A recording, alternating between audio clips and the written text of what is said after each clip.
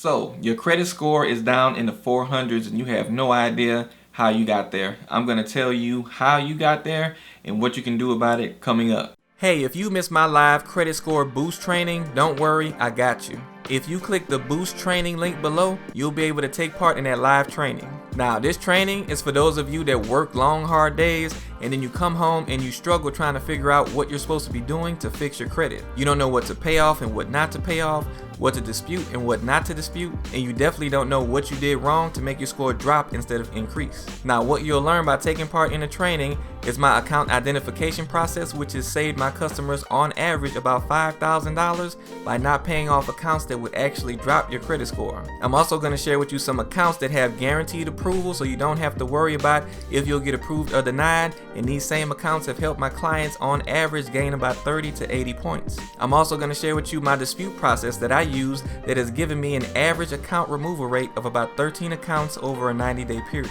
And not to mention, those of you that stay all the way to the end of the training, you're going to get a free gift which will help you with your credit disputing process. So if you're tired of going around in circles with your credit trying to figure out what to do, go ahead and click the link below for the boost training. I'll see you there.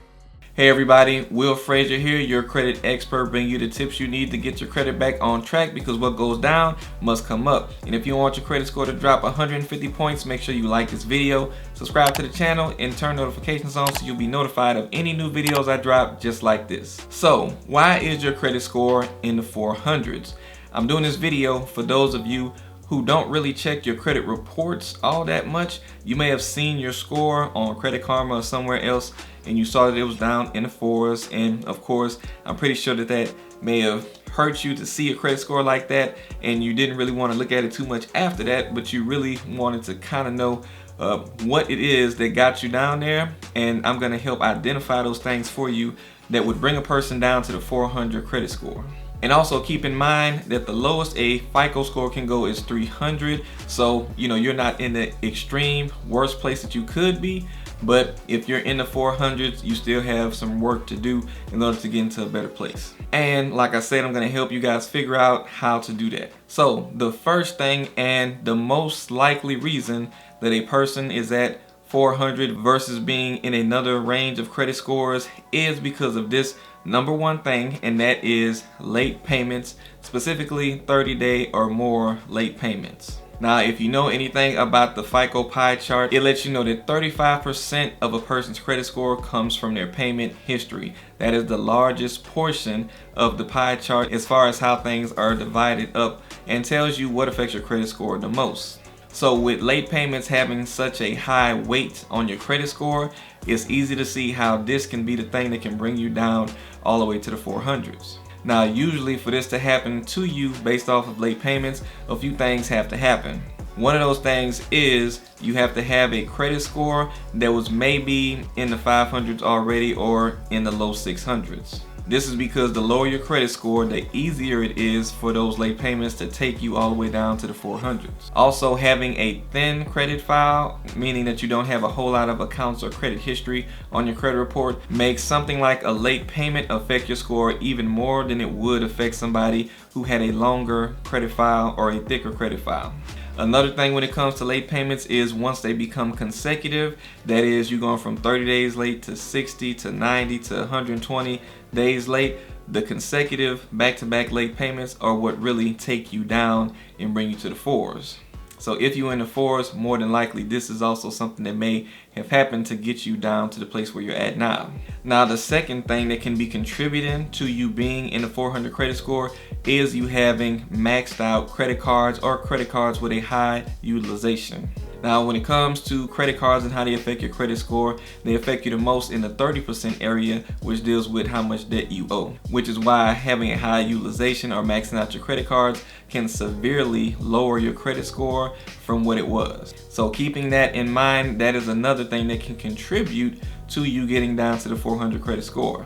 Another thing that your credit report may be plagued with, the third thing, would be charge-offs. If you have multiple charge-offs showing you past due with balances due on a whole bunch of different accounts, usually they're going to have all of those late payments attached to them, and then you're also going to see after 120 days late, a charge-off mark on your credit report, which affects you just as much, if not more, than a late payment. So this is also likely a major contributing factor to the reason that your score may be in the 400. Now, the fourth thing that I was going to go over is collections. A lot of people may have a bunch of collections on their credit reports as well, contributing to you getting down to the 400s. And those collection accounts can cause a severe drop in your credit score as soon as they happen. Maybe not as much as a late payment, but they can definitely take a hit to your credit. So all of these things combined can all contribute to a person being at a 400. And if you have a way to look at your credit reports, I would definitely suggest that you go ahead and look through your credit reports to see if you're seeing some of the things that I'm talking about now. And if you would like a reliable option that you can check your credit reports with, see FICO scores, and not pay too much money, there's a $1 trial with the company that I recommend people to go to, My Score IQ. You can check them out in the description. You do also have free annual reports and Credit Karma, but the scores on Credit Karma aren't really all that accurate, and then you have to dig here and there to get information, and you don't get all 3 bureaus.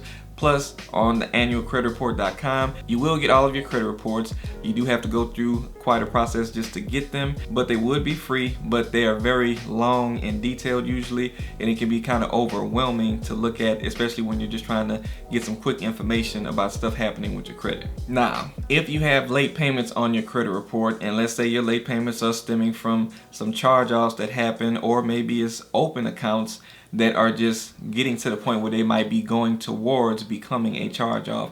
What you want to do immediately before they become a charge-off is you want to try to get caught up on those accounts that are still open to prevent them from becoming charge-offs and to prevent them from consistently adding more late payments on your credit report. If these accounts have already become charge-offs, what you might want to do is try to settle those charge-offs, because some accounts, while they are still charge-offs, may continue to add late payments on your credit report instead of stopping those late payments after the account closed. And a lot of times the only way to resolve that is to settle with them and get the balance to 0. If you have maxed out credit cards on your credit report, of course what you need to do is get those down under 30% of the credit limit. Get those balances down under 30% of the credit limit, and do that as a starting point. Ideally try to get them under 10% of the credit limit. Now with this, you will see the most instant benefit to your credit score, because whenever you pay off a credit card, usually within 30 days, that'll hit your credit report, and then you'll see the difference in your credit score immediately. When you're paying off items that may be charged off or that are behind, you may not see such an immediate boost to your credit score. And if you have collections on your credit report,